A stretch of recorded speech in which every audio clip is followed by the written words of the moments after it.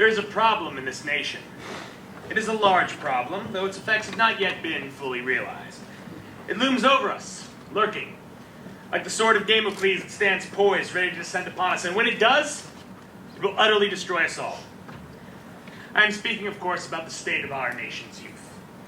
At no point in the history of America has a generation been so utterly sinful, so utterly devoid of moral structure as those living their teenage years today.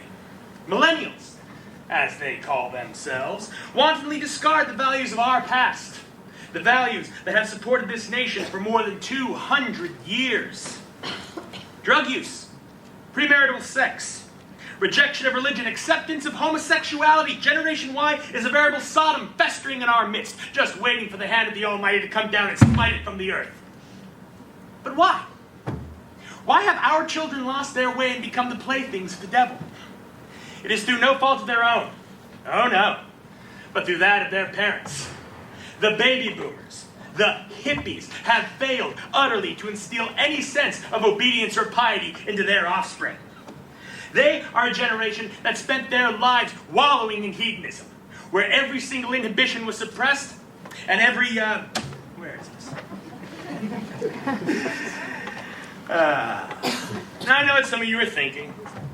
You're making too much of this. Our children are just fine. Teenagers have always been rebellious. Sex, drugs, alcohol, these are not new problems. Parents have always had to deal with these issues. There's the rub. Parents have always had to deal with these issues. Now, I agree. Parents of today, well, they just don't do that, do they? They see nothing wrong whatsoever with their children enjoying the occasional drink, or hit of pot, or syringe full of heroin. After all, we did that as teenagers, and we turned out just fine, right? Your daughter lost her virginity out of wedlock. Well, that's okay, as long as she's safe.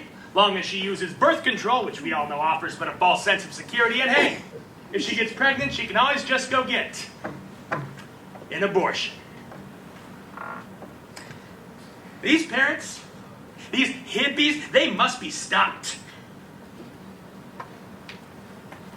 I have heard hippies tell their children straight out, there is no God. Atheism is now an acceptable lifestyle for millions of Americans. Are they blind?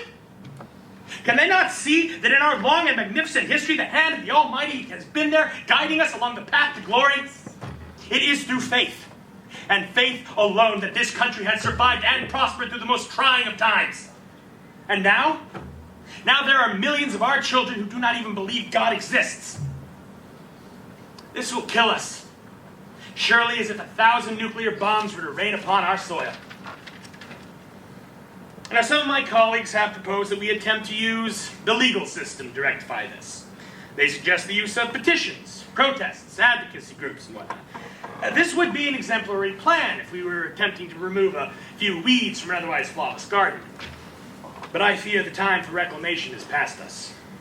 Unlike the egalitarian nation laid down by our forefathers, our nation, as it stands today, is no monument to the Almighty.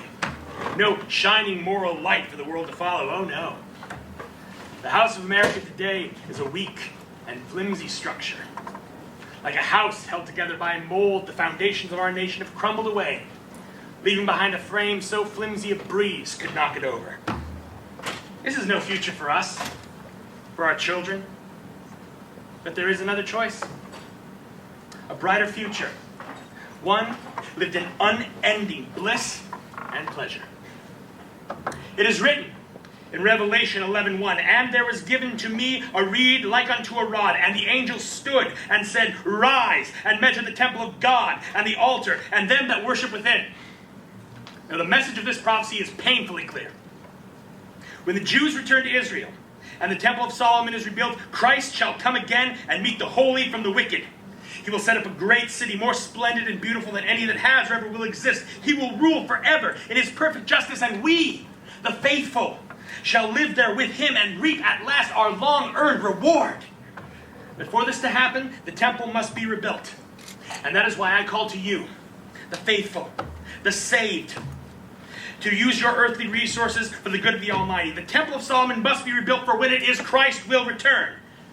Now, some of our Jewish brethren in the Holy Land have started an initiative to secure the Temple Mount from the Muslims.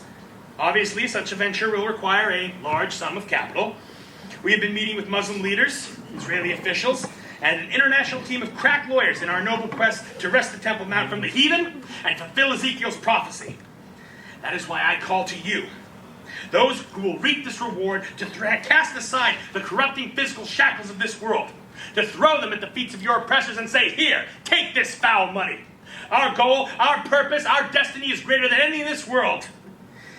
If you know you are among the chosen, if you are willing to make the needed sacrifice, if you will embrace the destiny that was written for you upon the creation of the world, then call 1-900-END-TIMES. That's 1-900-363-8463. Or make a donation online at www.thirdcrusade12.co.ng. Use the tools of the devil against him. Bring justice to those who have taken it from you. Fulfill the Lord's prophecy and live forever in his glory. Thank you and amen.